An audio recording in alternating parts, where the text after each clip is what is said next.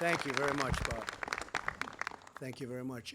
Well, we'll see what happens with China. We have lost $375 billion in trade deficits. They have a surplus of $375 billion with a B with the United States. And it's been that way for years and years and years. I always say we rebuilt China. They took that money and they built fighter jets and they built bridges. They built more bridges than we've built in the last 100 years, probably, big ones, like the George Washington Bridge, like big bridges. And I'm not going to take, look, I don't blame China. I blame our leadership. They should have never let that happen. And I told that to President Xi. I said, I was making a speech in China, and I was really hitting China hard. And I'm in China. I don't know if that's a good thing to do.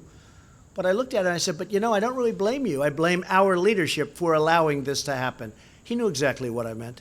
Expanding plants. I don't think there's any industry like what's happened to steel in the last 9 months, 10 months since I really started doing what I'm doing. It's been really pretty amazing.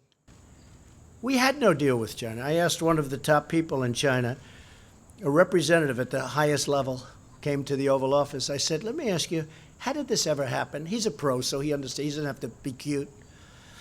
He said, nobody ever did anything from the United States. When we put on a 25% tariff on every car that comes from the United States into China, we thought we would be rebuked. We thought it would be terrible. Nobody ever called. Nobody did anything. That was years ago. And we charged them nothing, 2.5%, but we don't collect it.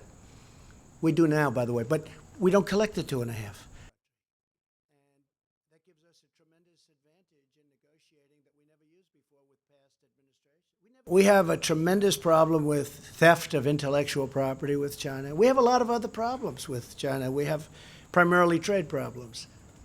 And as you know, they're having a much more difficult time now. I don't want them to have a difficult time.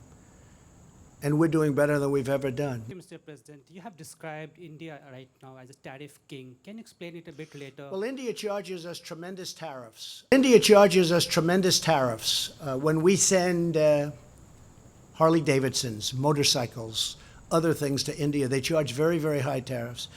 And I've spoken to Prime Minister Modi, and he's going to reduce them very substantially. Nobody ever spoke to these people. He said, nobody ever spoke to me. In other words, we've had leaders here. I'm not, trying to be overly dramatic. We've had presidents of the United States and trade representatives. They never spoke to India. Brazil's another one. That's a beauty. They charge us whatever they want. So if you ask some of the companies, they say Brazil is among the toughest in the world, maybe the toughest in the world. We don't call them and say, hey, you're treating our companies unfairly. You're treating our country unfairly. So India is a very, very high, they really charge tremendously high tariffs. On motorcycles, it was 100%.